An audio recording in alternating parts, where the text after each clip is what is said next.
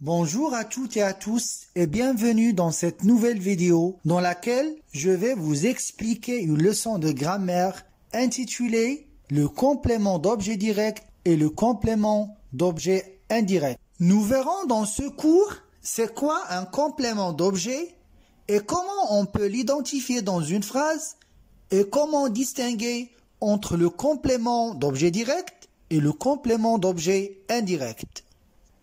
Commençons par définir c'est quoi un complément d'objet. Un complément d'objet, c'est un complément du verbe, c'est-à-dire il complète le verbe. Il fait partie du groupe verbal, il complète et il précise le sens du verbe. C'est un groupe essentiel, c'est-à-dire on ne peut pas ni le supprimer ni le déplacer. Et si on le supprime, la phrase n'a plus le même sens. Il représente la personne ou l'objet qui reçoit l'action exprimée par le verbe. Prenons un exemple. Regardez cette photo. Que fait l'enfant? Bien sûr, l'enfant range ses jouets. Dans cette phrase, le sujet, c'est l'enfant. Range, c'est le verbe. C'est le verbe ranger, un verbe du premier groupe conjugué au présent de l'indicatif. Ses jouets, c'est un groupe nominal composé d'un déterminant et un nom. Il complète le verbe. Il complète et il précise l'action du verbe ranger. Et si on enlève ce complément du verbe, la phrase n'a plus le même sens. C'est pour cela qu'on dit que le complément d'objet est un complément essentiel ou bien obligatoire. Voyons ensemble quelle peut être la nature du complément d'objet. Le complément d'objet peut être un nom propre. Exemple, Karim parle à Sami. Ou un groupe nominal. Par exemple, je regarde la télévision. La télévision, c'est un groupe nominal composé d'un déterminant et d'un nom. Comme il peut être un pronom, le professeur leur explique la leçon. Le complément ici, c'est leur, c'est un pronom. Ou bien, il peut être un verbe à l'infinitif. Exemple, les sportifs aiment courir. Comme nous venons de voir, le complément d'objet, il précise et complète l'action exprimée par le verbe. Et on a dit aussi qu'elle peut être un nom propre ou un groupe nominal ou un pronom ou bien un verbe à l'infinitif. Voyons maintenant les types de compléments d'objet. Il existe deux types de compléments d'objet. Le complément d'objet direct, appelé aussi COD, et le complément d'objet indirect, appelé COI. Pour identifier le complément d'objet direct dans une phrase, il faut poser la question qui ou quoi après le verbe. Et la réponse de cette question nous indique quel est le complément d'objet direct.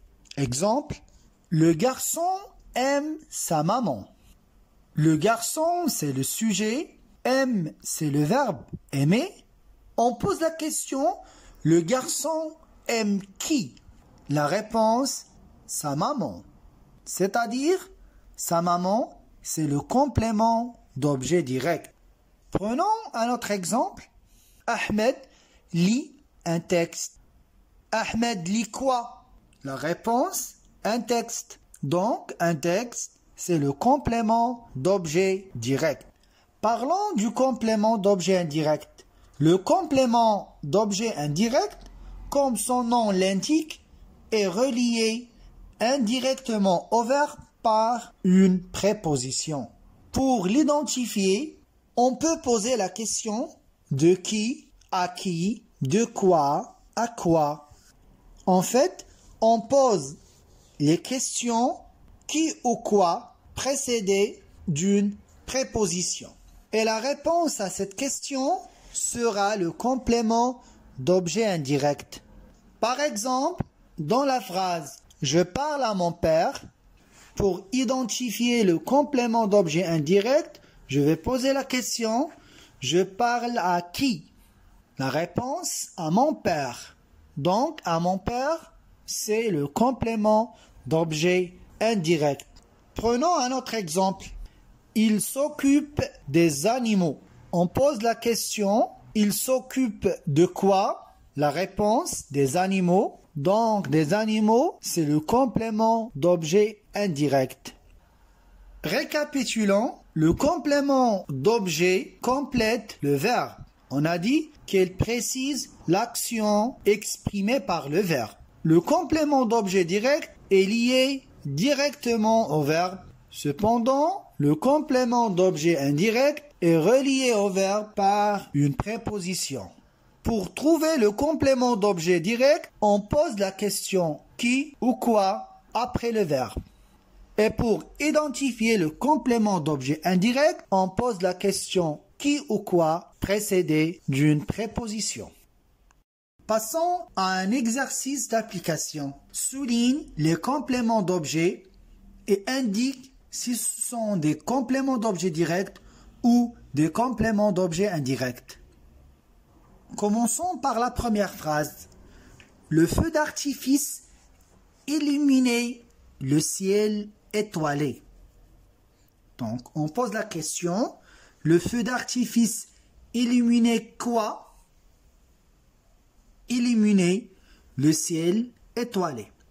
Donc, le ciel étoilé, c'est le complément d'objet direct. On passe à la deuxième phrase. L'enfant se protège du soleil. L'enfant se protège du soleil. On cherche le verbe. Le verbe, c'est se protège. On pose la question. L'enfant se protège de quoi? Du soleil. Du soleil, c'est le complément d'objet indirect. L'agent de police nous a indiqué la route. L'agent de police a indiqué quoi? A indiqué la route. La route, c'est le complément d'objet direct. L'agent de police a indiqué la route à qui? À nous. Nous, ici, c'est un pronom. C'est un pronom COI. La phrase suivante. Nicolas attend la sortie des classes. Nicolas attend quoi? Attend la sortie des classes. La sortie des classes, c'est le complément d'objet direct. En me promenant dans mon quartier, j'ai croisé des chiens errants. J'ai croisé quoi? J'ai croisé des chiens errants. Des chiens errants ici, c'est le complément d'objet direct. Samia réfléchissait à son voyage. Samia réfléchissait à quoi? Réfléchissait à son voyage. On répond à la question à quoi? Donc à son voyage, s'agit d'un complément d'objet indirect. Benjamin mange son dessert à la crème. Benjamin mange quoi? Son dessert à la crème, c'est le complément d'objet direct. Vous êtes maintenant invité à répondre à cet exercice mis à votre disposition. Merci de votre attention. À bientôt.